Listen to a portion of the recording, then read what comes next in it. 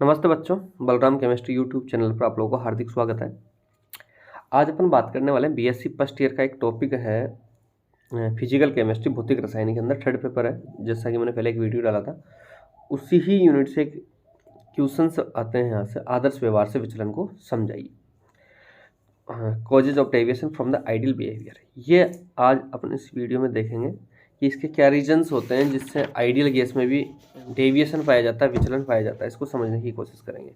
तो मैं आप लोगों को बताना चाहूँगा कि जो गैसों का जो अणुगति सिद्धांत अपन ने पढ़ा था, उसके लिए मैंने पोस्टुलेट्स बताए थे।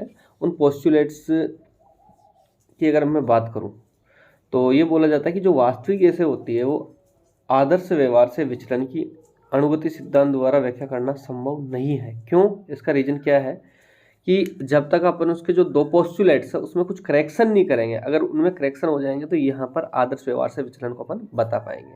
तो ये कौन कौन से अभिग्रहित है जिनके अंदर सुधार की आवश्यकता है, तो मैं आप लोगों को बताना चाहूँगा कि पहला जो अपना करेक्शन है वह यह है गैस। तो दो अभिग्रहित है जिनमें संशोधन करके इसको समझा जा सकता है, और वो कौन कौन से संशोधन है उनको अपन कर रहेंगे। देखो यहाँ पर पहला अभिग्रहित यह है जिसमें संशोधन की आवश्यकता। अपन ने एक बात बोली थी, गैस के अणुओं का संपूर्ण आयतन संपूर्ण गैस द्वारा घेरे गए कुल आयतन की तुलना में नगण्य होता है। ये मैंने आप लोगों को बताया था वहाँ पर। परंतु जब आइडियल गैसों से डेविएशन की अगर बात करते हैं अपन, विचलन होता है क्यों, तो उसमें ये कहीं ना कहीं काम आता है। तो ये बोला जाता है ताप और दाब की सामान्य अवस्था में तो ये सही प्रतीत होता है। जो पोस्टुलेट्स है कि सही है कि टेम्परेचर और प्रेशर नॉर्मल है। परंतु अगर आप लोगों को भी पता है कि अपन टेम्परेचर बढ़ा देते हैं तो गैस के अणुओं का आयतन बढ़ता है, और टेम्परेचर कम करते हैं और उसके ऊपर प्रेशर बढ़ाया जाता है तो गैस के अणुओं का आयतन कम होता है। ये बात आप लोग जानते हो मेरे हिसाब से जहाँ तक है। तो ये बोला गया कि ताप और दाब की सामान्य अवस्था में तो ये बिल्कुल सही है, क्योंकि इस अवस्था में गैस के अणुओं का जो आयतन है ना, जैसे पूरा कंटेनर था, उस कंटेनर के आयतन की तुलना में लगभग ये बोला जाता है ये 0.014% ही होता है। किसका? गैस का आयतन। ये बोला गया। जो नगण्य भी अपन बोल रहे हैं 0.014, क्या नगण्य नेग्लिजिबल है। परंतु अगर अपन बोलेंगे हाई प्रेशर करते हैं, उच्च दाब कर दिया जाए, मतलब 100 वायुमंडल दाब से भी अधिक दाब अगर अपन कर दें तो जो गैस का आयतन है उसमें पर्याप्त कमी आ जाएगी। ये भी आप लोग को पता है कि गैस के ऊपर प्रेशर देते हैं तो गैस के आयतन के अंदर कमी आती है, आप लोग अच्छे से जानते हो। तो अब इससे होगा क्या? प्रेशर बढ़ाने से आयतन में कमी आएगी, परंतु ये डेविएशन का क्या लफड़ा है, तो ये डेविएशन देखो समझ में आ जाएगा आराम से आप लोगों को। तो अपन बोलते हैं कि जब गैसों के ऊपर उच्च दाब पर गैसों का आयतन होता है उसमें कमी आ जाती है, और गैस के अणुओं का आयतन तो वही रहता है। जैसे मान लो गैस का कोई कंटेनर था, उस कंटेनर के अंदर उसका आयतन मान लो 100 लीटर है या 20 लीटर 50 लीटर कुछ भी है, उसमें कुछ गैस के पार्टिकल्स भरे हुए थे। मैं बोल रहा हूँ गैस के 50 पार्टिकल्स भरे हुए हैं, तो आप लोग उन 50 पार्टिकल्स में, मैं ये बोलना चाहूँगा आपको कि जब आप लोग दाब नहीं लगा रहे थे, जब भी 50 ही थे वो, और आप लोगों ने प्रेशर लगा के इन सब मॉलिक्यूल्स को यहाँ पर इकट्ठा कर लिया, मान लो इतनी सी जगह में इकट्ठा कर लिया, तो भी 50 ही तो है, वो ज़्यादा थोड़ी है। तो अपन बोल सकते हैं कि गैस के अणुओं का जो आयतन होता है ना, वो तो वही रहता है, परंतु गैस के आयतन में पर्याप्त कमी आ जाती है। जैसे गैस अपन बोल रहे हैं पहले पूरे कंटेनर में घूम रही थी तो गैस का आयतन उतना ही मानेंगे। जैसे अपन ने गैस प्रेशराइज किया तो वो इतने से आयतन में आ गई, तो अपन बोलेंगे अब ऐसी अवस्था में क्या होगा, गैस के अणुओं का जो आयतन है ना, संपूर्ण गैस द्वारा घेरे गए आयतन की तुलना में अपन उसको नगण्य नहीं मान सकते। क्यों? क्योंकि इसका रीजन ये है कि इन परिस्थितियों में जो गैस का जो अणुओं का आयतन है वो अपन बोलेंगे लगभग 1.4% हो जाएगा, और इसको अपन नगण्य नहीं मान सकते। अब आप लोग सोच रहे होंगे आपने पहले जो 0.014 की बात करी, अब ये तो आप अब लोग उसको इसी एरिया को देखो ना, जिसके अंदर गैस को प्रेशराइज कर दिया गया, ऊपर वाले को मत देखो। अब इससे क्या होगा, इससे गैस के अणुओं की गति के लिए कम स्थान रह जाएगा। अब अपन ने क्या है, पहले घूम रहे थे, अब ये इतने से पार्ट में घूमेंगे तो गैस के जो पार्टिकल्स मूवमेंट कर रहे थे वो कम स्थान में मूवमेंट कर पाएंगे और अणु पास पास आ जाएंगे। तो अपन बोल सकते हैं कि निम्न ताप पर संपूर्ण गैस का आयतन इतना कम हो जाता है कि गैस के आयतन को नगण्य नहीं मान सकते। तो अपन ने यहाँ पर ये करेक्शन कर देंगे तो ये बात आपको समझ में आ जाएगी कि आदर्श व्यवहार से डेविएशन क्यों होता है।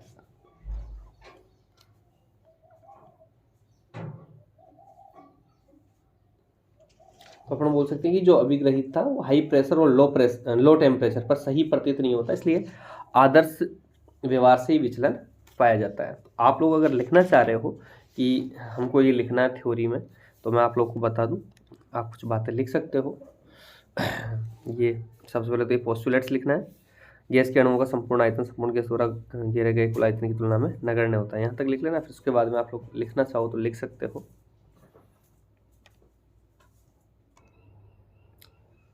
तो आप लोग अगर लिखना चाहो तो मैंने यहाँ पर पूरा लिख रखा है।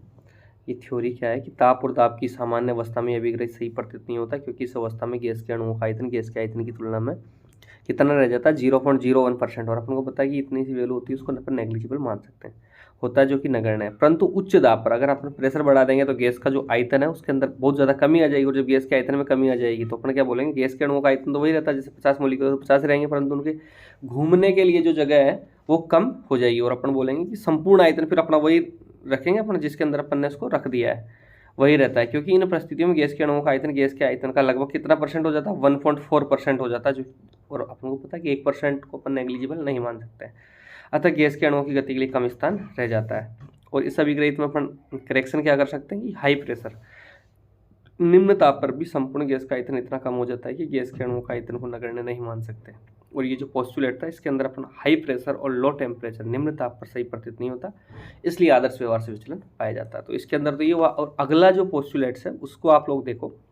अगला पोस्टुलेट ये था कि गैस के अणुओं के बीच में परस्पर आकर्षण नहीं पाया जाता। ये भी आप मैंने लिखा भी था, पोस्टुलेट्स अगर आप पढ़ लोगे तो उसमें पता चल जाएगा। तो ये जो अभिग्रहित है ये भी कम ताप और उच्च दाब पर सही नहीं पाया गया।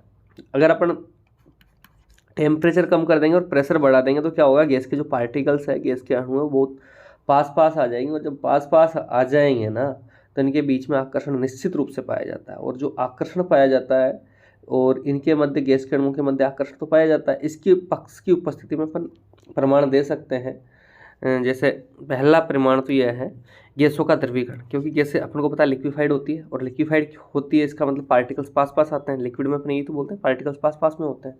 तो आप लोग इसमें लिख सकते हो गैसों के द्रवीकरण के अंदर यह जो परिणाम ये दे सकते हो कि अधिकांश गैसें निम्न ताप और उच्च दाब पर द्रवित हो जाती है। ये बात आप लोग लिख लेना थ्योरी में भी। और गैसों का द्रवित होना गैस के अणुओं के मध्य आकर्षण बलों की उपस्थिति के कारण ही संभव होता है। ये बात आप लोग लिख लेना। अगर लिखना चाहो तो मैं लिखवा देता हूँ। अधिकांश गैसें, इसमें आप लोग लिखो यहाँ पर हेडिंग डाल के, गैसों का द्रवीकरण।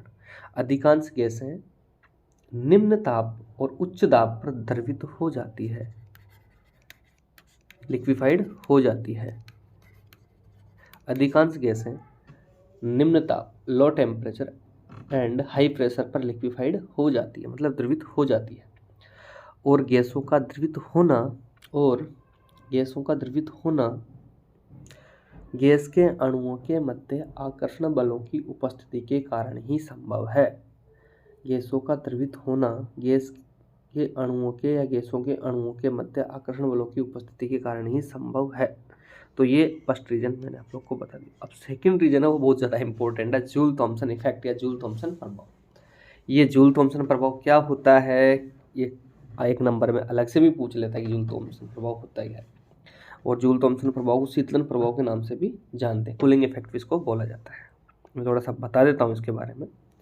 आप लोगों ने देखो प्रैक्टिकल भी बताता हूँ कभी कभी। पहले तो मैं बताता हूँ जूल थॉमसन प्रभाव होता क्या है।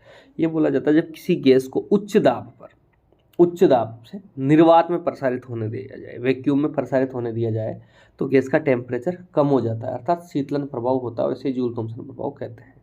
ये बोला गया। अब इसको मैं आपको समझाने की कोशिश करता हूँ। कभी आप लोग एक गुब्बारा लेना, उस गुब्बारे के अंदर छोटा सा छेद करना, और छोटा सा छेद करोगे तो गुब्बारे के अंदर तो प्रेशर ज़्यादा रहता है, और बाहर की तरफ उसकी एयर को जब निकालोगे तो वहाँ प्रेशर बहुत कम हो जाएगा। तो एक तरह से वो निर्वात हो गया। और उस गुब्बारे की जो एयर निकले ना उसको आप लोग अपने हाथ पर महसूस करना, ठंडा ठंडा फील होगा आपको। इसी को तो अपन जूल थॉमसन प्रभाव बोल रहे हैं कि जब गैस को उच्च दाब पर निर्वात में प्रसारित होने दिया जाए तो गैसें ठंडी हो जाती है, और इसे जूल थॉमसन प्रभाव या शीतलन प्रभाव के नाम से जाना जाता है। ये बोला जाता है कभी कभी जब बड़े ट्यूब टायर वगैरह फटते हैं ना तो वहाँ पर बर्फ़ जम जाती है, आइस जम जाती है। उसका रीजन क्या होता है, जूल थॉमसन इफेक्ट ही होता है, कूलिंग इफेक्ट। तो अब इस प्रभाव का जो स्पष्टीकरण है वो अपन ऐसे बोल सकते हैं कि अणुओं के मध्य आकर्षण बल पाए जाते हैं, और आकर्षण बल पाए जाते हैं तो क्या होगा कि एक जो गैस का अणु, जब गैस प्रसारित होती है मतलब फैलती है, तो गैस के अणु एक दूसरे से दूर हटते हैं, और जब एक दूसरे से दूर हटेंगे तो उनको आकर्षण बल के विरुद्ध कार्य करना पड़ेगा, क्योंकि अट्रैक्शन फोर्स है ना तभी तो, और आकर्षण बल के विरुद्ध कार्य करना पड़ेगा तो उनकी जो ऊर्जा है वो कम हो जाएगी। क्योंकि अपन को पता है ये कोई भी काम करते हैं तो उसके लिए जो काइनेटिक एनर्जी है या कोई भी एनर्जी है वो जब भी तो उनको प्राप्त होगी तभी तो काम होगा। तो अपन बोलते हैं कि गैस के अणुओं के मध्य जो आकर्षण होता है उनके विरुद्ध कार्य करना पड़ता है, जिससे उनकी गतिज ऊर्जा होती है उसमें कमी आ जाती है, और गतिज ऊर्जा में कमी आएगी तो गैसें ठंडी हो जाती है, क्योंकि अपन बोलेंगे टेम्परेचर कम हो जाएगा।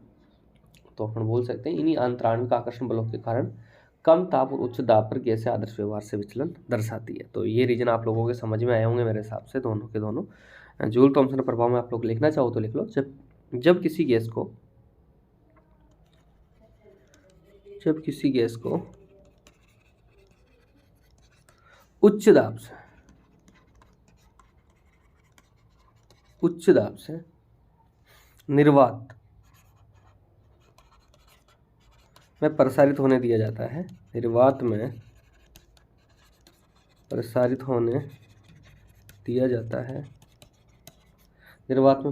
दिया जाता है तो गैस का ताप कम हो जाता है,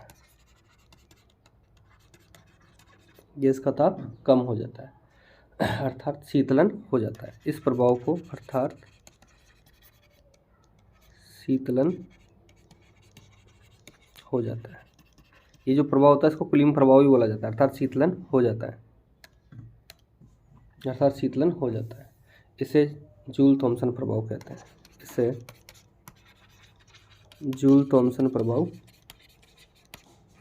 कहते हैं। स्पष्टीकरण अगर लिखना चाहो तो लिख लो आप लोग। इस प्रभाव का स्पष्टीकरण अणुओं के मध्य आकर्षण बलों द्वारा ही दिया जा सकता है। इस प्रभाव का स्पष्टीकरण अणुओं के मध्य आकर्षण बलों द्वारा ही दिया जा सकता है। जब गैस प्रसारित होती है तो गैस के अणु एक दूसरे से दूर हटते हैं। जब गैस प्रसारित होती है तो गैस के अणु एक दूसरे से दूर हटते हैं। अगर आप लोग को मेरी आवाज़ फास्ट लग रही हो तो आप लोग यूट्यूब का जो ऑप्शन आता है उसको चेंज करके उसकी स्पीड कम कर लेना, ठीक है। इसके लिए ना आकर्षण बल के विरुद्ध कार्य करना पड़ता है। इस कार्य के लिए आवश्यक ऊर्जा इनकी गतिज ऊर्जा से प्राप्त होती है। परिणाम स्वरूप इनकी गतिज ऊर्जा में कमी आ जाती है और ताप घट जाता है। इन्हीं अंतराआण्विक आकर्षण बलों के कारण इंटरमोलिकुलर फोर्सेज, अंतराआण्विक आकर्षण बलों के कारण ही कम ताप एवं उच्च दाब पर गैसों के आदर्श व्यवहार से विचलन पाया जाता है। तो ये दोनों पोस्टुलेट्स आप लोगों ने देखा और वीडियो को देखना अच्छे से समझ में आएगा। धन्यवाद।